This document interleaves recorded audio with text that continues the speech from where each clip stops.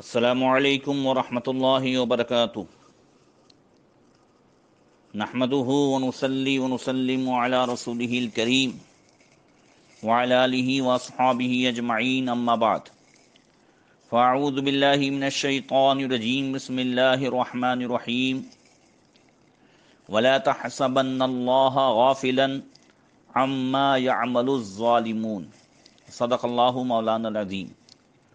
درود شریف پڑھیں، اللہم صلی علی سیدنا مولانا محمد معدن الجود والکرم وآلہ وصحبہ وبارک وسلم۔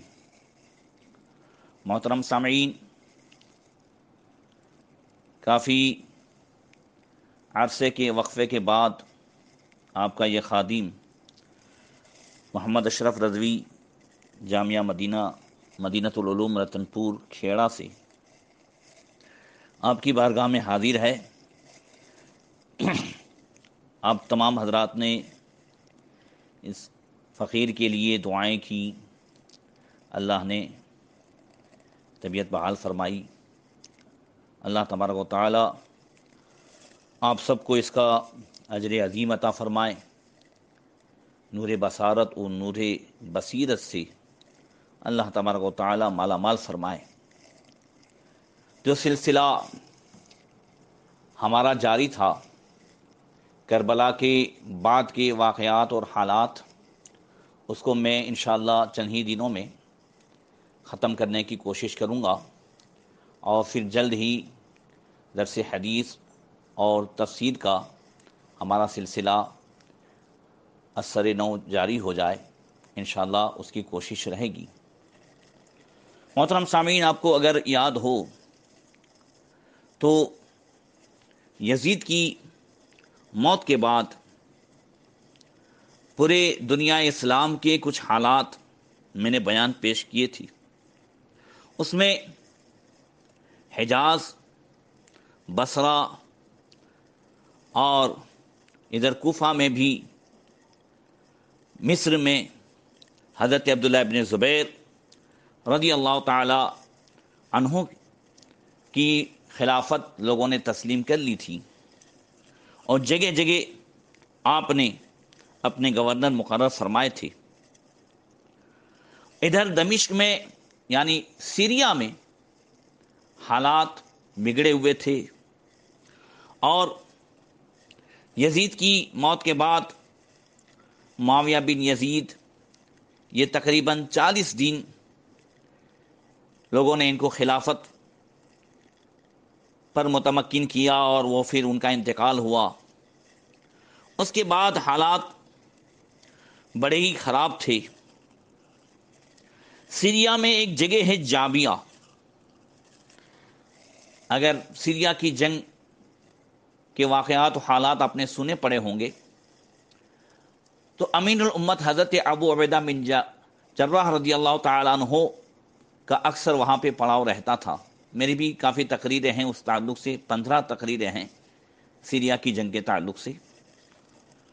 تو یہ جابیہ کے مقام پر جو بنو امیہ کے لوگ تھے اور ان کے حمایتی تھے، ان کے مددگار تھے، ان کے چاہنے والے تھے، وہ سب جمع ہونے لگے کہ سیریا میں اب کس کی جو ہے بیعت کی جائے اور کس کو بادشاہ بنایا جائے۔ ادھر ضحاک بن قیس جو حضرت عبداللہ بن زمیر رضی اللہ تعالی عنہما کی طرف سے مقرر تھے، وہ بھی جابیہ کی طرف روانہ ہونے لگے۔ تو لوگوں نے ان سے کہا کہ آپ کا اس طریقے سے وہاں جانا اچھی بات نہیں ہے، آپ کو حضرت عبداللہ بن زبیر ہی کی حمایت کے لیے میدان میں آنا چاہیے۔ تو ضحاک بن قیس نے جابیہ کا ارادہ چھوڑ دیا، اور وہ اپنے ساتھیوں کو لے کر مرج راہت جو جگہ ہے وہاں پر ٹھہر گئے۔ اسے یاد رکھیے گا۔ اب ادھر جابیہ کے مقام پر بنو امیہ کے تمام مددگار جمع ہوئے۔ 40 دن تک مسلسل محفلیں ہوتی رہیں، گرما گرم تقریریں ہوتی رہی۔ اس میں سے مالک بن حبیرہ سکونی نے کہا اپنی رائے دیتے ہوئے کہ خالد بن یزید، یہ یزید کا بیٹا، اس سے ہماری رشتہ داری کے تعلقات ہیں، اس کے باپ نے ہمارے ساتھ جو احسانات کیے ہیں وہ سب کو معلوم ہے، خود خالد بھی ہمارے ساتھ اچھا سلوک کرتا ہے، اس لیے ہم اس کی بیعت کریں گے۔ حسین بن نمیر نے کہا کہ یہ بات مناسب نہیں ہے کہ ہمارے مخالف ہمارے سامنے ایک بوڑھے شخص کو پیش کریں، یعنی حضرت عبداللہ بن زبیر، اور ہم اس کے مقابلے میں ایک بچے کی طرف دعوت دیں۔ بہتر یہ ہے کہ ہم بھی مروان بن حکم کی بیعت کی جائے۔ اس کا تذکرہ بارہا ہو چکا ہے۔ یہ پیدا ہوا تھا تو اللہ کے رسول صلی اللہ علیہ وسلم نے فرمایا تھا کہ هو الوزغ ابن الوزغ، کہ یہ گرگٹ کا بیٹا گرگٹ ہے، اور اسی نے اسلام میں، اس نے اور اس کی اولاد نے اسلام میں طرح طرح کے فتنے پھیلائے۔ جب بات مروان کے تعلق سے ہوئی تو روح بن زمبا نام کے ایک شخص نے یہ تجویز پیش کی کہ فی الحال مروان بن حکم کو خلیفہ چن لیا جائے، اس کے بعد علی ترتیب خالد بن یزید کو خلیفہ بنایا جائے، اور اس کے بعد عمرو بن سعید بن عاص کو خلیفہ نامزد کیا جائے۔ یہ تجویز سب نے پسند کی، اور سن ہجری 64 ذی قعدہ کی 3 تاریخ کو تمام بنو امیہ اور ان کے حامیوں نے مروان بن حکم کے ہاتھ پر بیعت کر لی۔ یہیں سے اصل کہانی شروع ہوتی ہے۔ مروان بن حکم خلیفہ ہو جانے کے بعد اس نے اپنے ساتھیوں کو لے کر مرج راہید کی طرف بڑھنا شروع کیا، جہاں حضرت عبداللہ بن زبیر کے گورنر ضحاک بن قیس جو ہے وہ ٹھہرے ہوئے تھے، اور وہ حضرت عبداللہ بن زبیر کی طرف سب کو دعوت دے رہے تھے۔ ضحاک نے حمص میں، نعمان بن بشیر اور کنسرین میں، یہ سب سیریا ہی کے علاقے ہیں، ظفر بن حارث کو لکھ کر مدد حاصل کر لی۔ دونوں جماعتوں میں ہولناک لڑائی ہوئی۔ مروان بن حکم اور ضحاک بن قیس کے لشکریوں کے درمیان لڑائی 20 دن تک جاری رہی۔ آخر حضرت عبداللہ بن زبیر کے حامیوں کو، ضحاک بن قیس کو شکست ہوئی، اور ضحاک بن قیس اور بنو قیس کے بڑے بڑے سردار اس میدان میں جو ہے وہ شہید ہوئے، اور یہ واقعہ محرم سن ہجری 65 میں پیش آیا۔ امام حسین کی شہادت کب ہوئی ہے؟ سن ہجری 61 میں، محرم میں۔ اس کے ٹھیک جو ہے یہ 4 سال بعد سن ہجری 65 میں یہ واقعہ پیش آیا۔ اس جنگ نے سیریا کا میدان مروان بن حکم کے لیے صاف کر دیا۔ حضرت عبداللہ بن زبیر کے بچے کھچے جو حامی تھے ان کی ہمتیں ٹوٹ گئیں۔ نعمان بن بشیر وہاں سے جب انہوں نے ہم سے نکلنے کا ارادہ کیا، مگر ان کو گرفتار کر لیا گیا اور انہیں بھی شہید کر دیا گیا۔ ظفر بن حارث جو کنسرین کے گورنر تھے وہ قیصہ کی طرف چلے گئے۔ ادھر مرج راہید کی فتح کے بعد مروان نے سیریا میں اپنے اپنے گورنر مقرر کرنا شروع کیا، اور پورے انتظامات کو اچھی طریقے سے کرنا شروع کیا۔ اس کے بعد اس نے سیریا سے اب مصر کی طرف رخ کیا۔ مروان نے مصر پر حضرت عبداللہ بن زبیر کی طرف سے عبد الرحمن بن جہدم گورنر مقرر تھے۔ جب ان کو مروان کے آنے کی خبر معلوم ہوئی تو مقابلے کے لیے نکلے۔ دیکھیے امام حسین کی شہادت کے بعد اب جتنی جنگیں میں آپ کو سنا رہا ہوں یہ سب جو ہے آپس ہی کی جنگیں ہیں، اور یہ حضرت عثمان غنی رضی اللہ تعالیٰ عنہ کی شہادت کے بعد سے آپس ہی کی جنگیں شروع ہو گئی، جو عبداللہ بن سبا یہودی کی سازش کا نتیجہ تھی۔ مسلمانوں، یہ سب سنانے کا مقصد بھی یہی ہے کہ آج بھی ہم اپنے دشمنوں کو پہچانیں، اور آج بھی ہم یہودیوں کی سازش سے باز آئیں اور ان کی سازشوں کو پہچان کر ہم اسلام کے بتائے ہوئے راستے پر عمل کریں۔ ہر طرح سے ہمارے خیالات، ہماری سوچوں پر، ہمارے کردار پر، ہمارے کیریکٹر پر، ہمارے عقائد پر، ہمارے اعمال پر، ہماری معیشت پر اور معاشرے پر جس طریقے سے یہودی جو مٹھی بھر ہیں دنیا میں وہ حاوی ہوتے چلے جا رہے ہیں، آج انہی کو پہچاننے کی ضرورت ہے۔ شروعات دیکھیں کہاں سے ہوئی۔ عبداللہ بن سبا یہودی مسلمان ہوا اور اس نے خارجی گروہ پیدا کیا، رافضی گروہ پیدا کیا، وہاں سے ہوتے ہوتے اب جو ہے یہ چند سالوں میں دیکھیں کہ اسلام میں، پورے دنیا اسلام میں ہر طرف خانہ جنگی مچی ہوئی ہے۔ تو مصر پر جو عبد الرحمن بن جہدم والی مقرر تھے،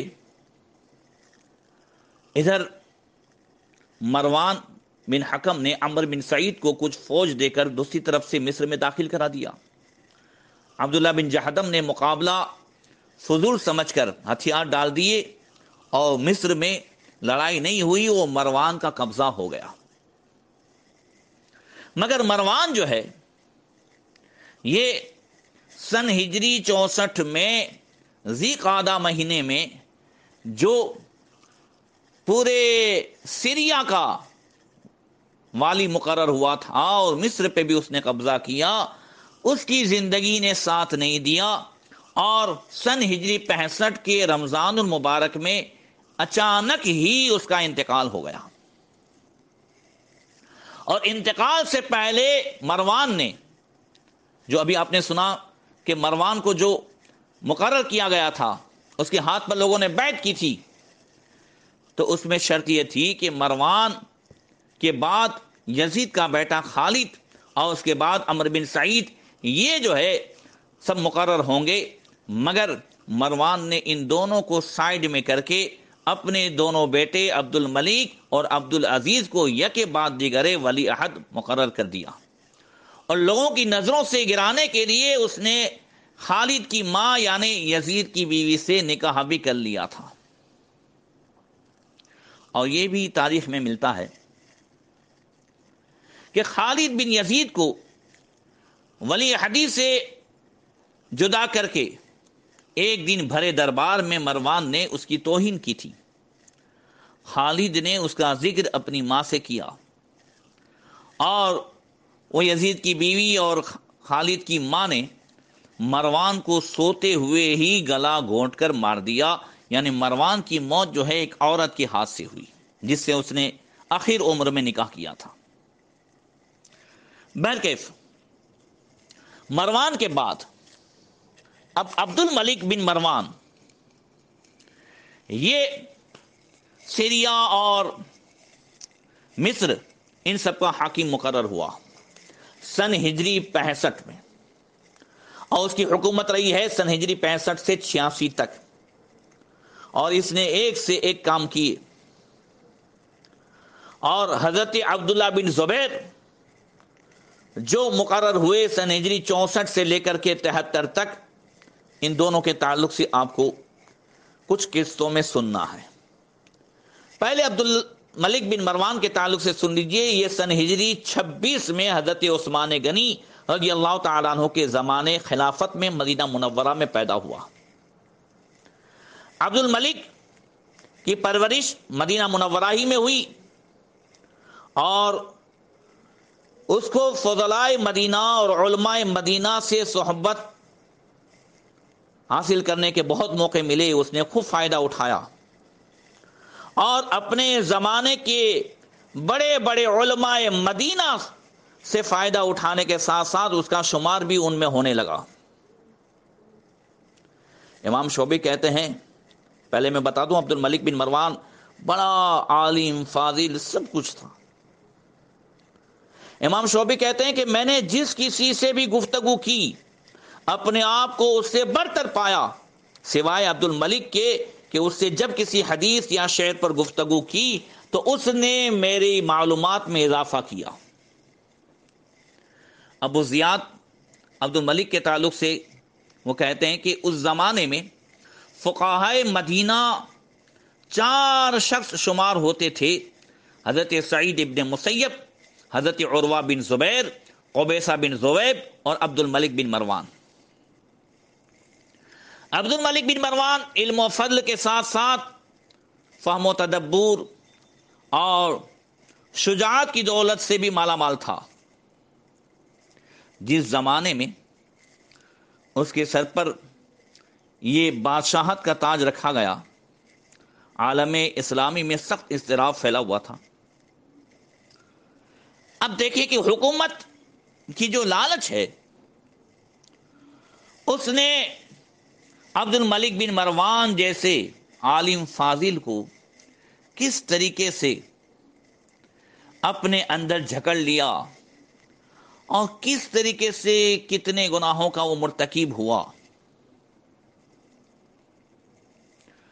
عبد الملک بن مروان نے اس کے باوجود بھی جو حکومت کا جو اس کا انداز تھا، اس نے اسی انداز کو لے کر بنو امیہ کی حکومت کی بنیادوں کی جو یزید کی موت کے بعد جو بنیادیں اکھڑ چکی تھی، اسے ہر طرف مضبوط کرنا شروع کر دیا۔ اس لیے عبد الملک بن مروان کو حکومت امیہ یعنی بنو امیہ کی حکومت کا بانی ثانی کہا جاتا ہے۔ مروان نے